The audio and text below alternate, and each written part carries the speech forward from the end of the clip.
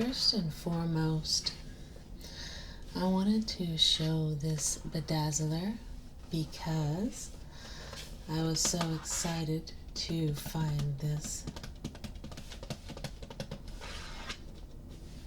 It is really a classic piece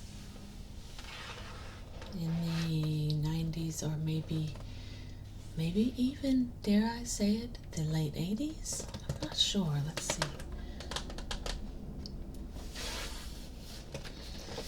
These were used to embellish clothing items.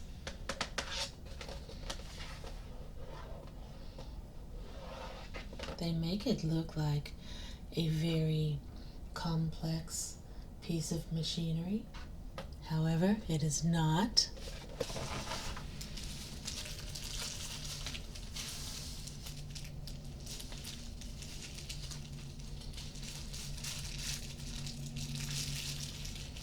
A rhinestone and stud setter booklet.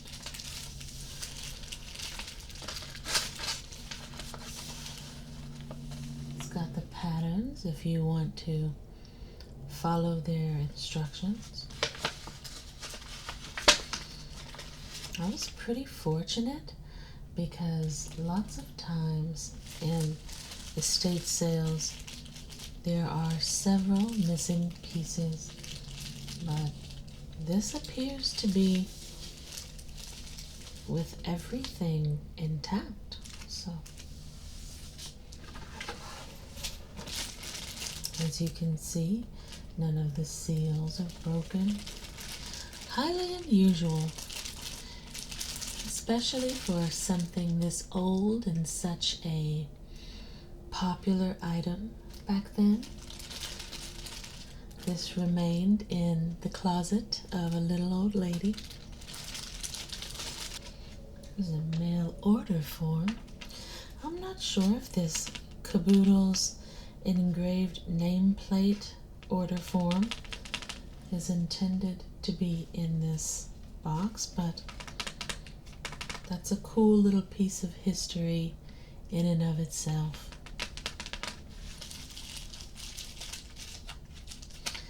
When my daughter saw this bedazzler, she was very impressed. She wanted to use it for some of her clothing items. I don't even think she realizes the significance of it historically. She just thought that it works well for 2020.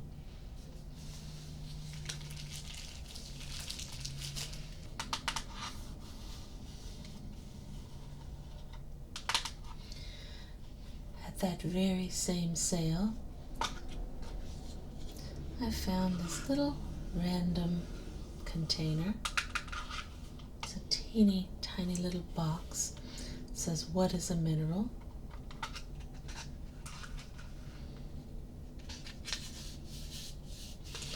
And on the inside, there's a bit of information here at the top, and then it lists some minerals with a small shard of each, and I'll go through them. There's fluorite, biotite mica, sodalite, quartz, limonite,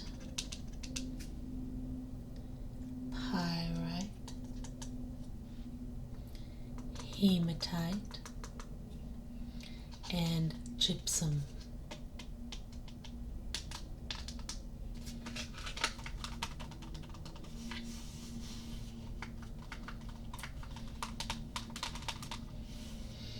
Now you all know that I love gemstones, rocks, and crystals.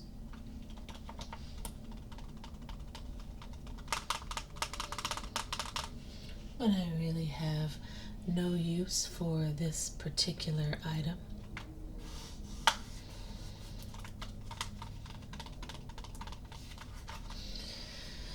Sometimes things like this are so close to free, I may pay a dime for it, or 50 cents. And so I grab it and we'll use it for a video or something, and maybe it ends up in a garage sale.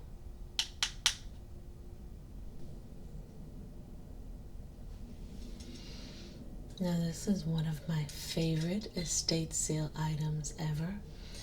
It reminds me of my grandmother. There's a picture of my grandmother with a very similar beehive-esque type hair, and it really gives me those vibes. You can see the little dangly pearls here. And then on the top you can hold pens and pencils, scissors, and really anything. You could even make this a flower pot if you'd like. But I think she is simply gorgeous. And it's a rarity that I would choose something like this. Again, I'm normally looking for clothing items, and sometimes I come across something that just speaks to me or that I really am drawn to.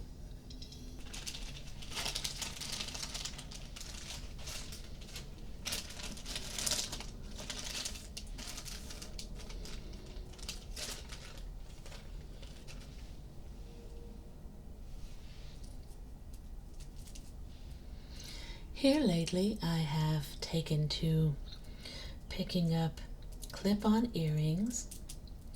They're very inexpensive, and being vintage, they're almost always different from anything you've seen.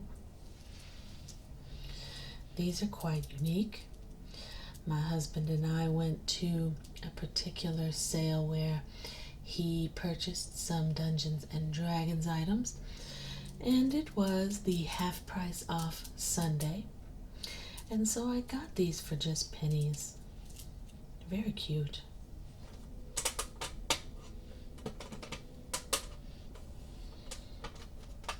This is a nice calligraphy set here. It's quite pretty. It was next to nothing. I think that she actually popped this on top of my bag at the very end. I don't even think I paid anything for it. And I do not know how to write in any kind of calligraphy style. Let's just be real about that. But it's still a very cool piece.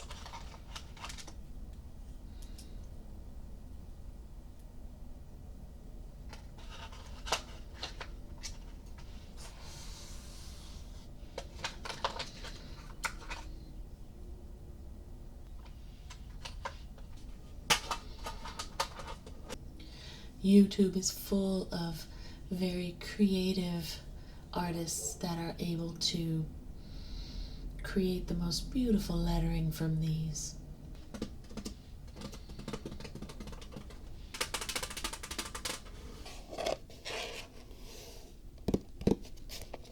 One of my most exciting scores to date was this Prismacolor set that I got for $1.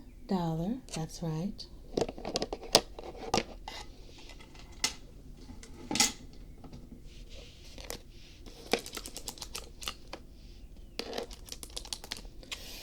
Not only is it Prismacolor and therefore it's highly expensive, but it comes with this carrying case, and each one is double-sided.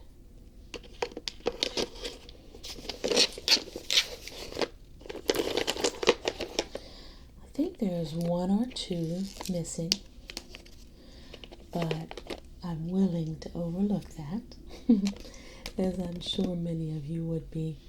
If you are an artist, you know about Prismacolors.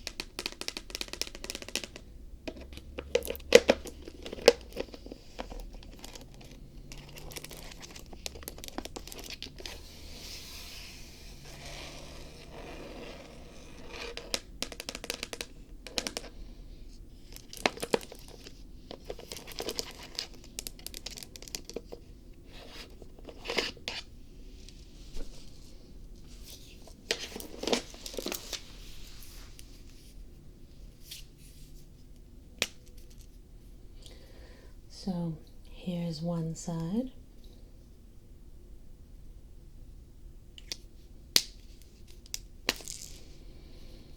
There's the other side.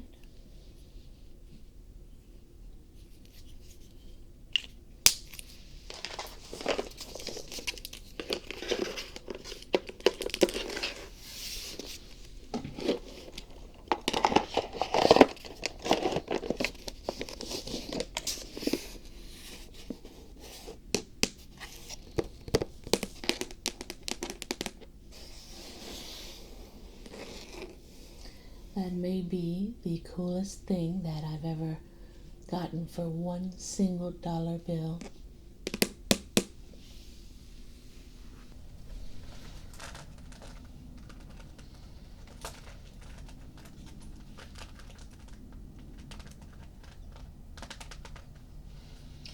Now, completely out of left field is this wallet slash billfold, depending upon the region of the country, what you call it.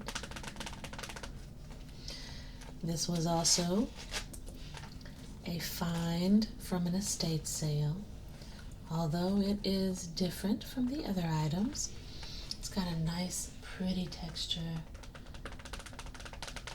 And I think it's got great sounds as well.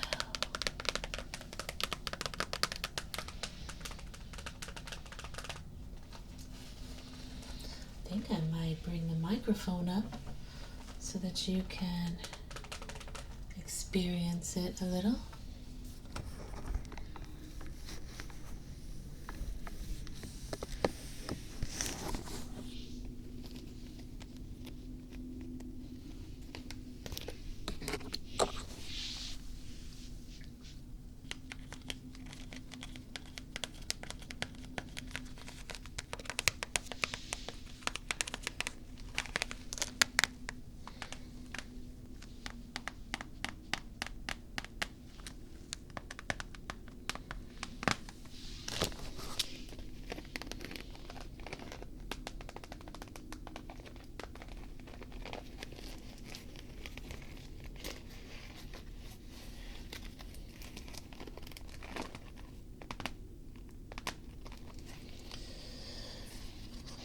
I don't remember what I paid for this, but that tells me that it wasn't very much. And for someone out there, this is going to fit their style just perfectly.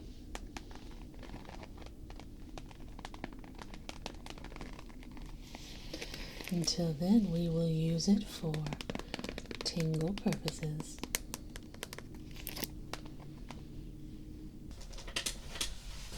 So this is a picnic basket. It's from Crate and Barrel, and I paid $2 for it. And it's really nice. It's never been used, and I say that because it has the tags and what have you. I like this one because it's got two compartments. You can put a bottle of wine on one side and perhaps a flower bouquet on the other side. And then this part flips up. Of course, you would put whatever, your sandwiches, or depending upon what diet you're on, right? Put your little keto-friendly dishes in here, your paleos and your vegans, all of you. This is the cutest little thing, and I love it. But also, it serves as a reminder to just check out estate sales and thrift shops, because you never know what you will find for such a good price. Sometimes it's things that you're looking for. Sometimes it's things that you don't necessarily need, but then you are glad that you got them. Now, unless you start to become a pack rat or a hoarder, now, we don't want to do that. But I think that keeping in mind your children or neighbors or anyone for Christmases and birthdays and things like that. You hold on to something brand new like this, it can become its own gift. And if you want to hear more about that, I can talk to you and tell you about a gift closet. And if you do reselling, keeping a gift closet is right up your alley. Anytime you come across something new like this, pop it in that closet. When you need a quick gift, there you have it. And I know that so many of you really enjoy my hospitality baskets. So maybe I should do some sort of hospitality basket that involves diet or food in some way. So I'd be really interested in hearing what kinds of food options or dietary programs or what kind of protocols you would like to see done, because not only do I plan to do that, but I'm going to do one based on season as well. Well, thank you so much. I hope that you were able to relax a little bit. And thank you so much for being patient with me, waiting on this past video. And I've got a lot in store for you all. We've got another podcast episode coming, and as well as some other videos on the other channel. Just because I have not gotten to your video, it may be combined with some other idea, or it may be next on the list and I've just not had time to do it. But I still love to do them, and I still want your requests, so keep them coming. And as always, please have sweet dreams, and I will see you next time.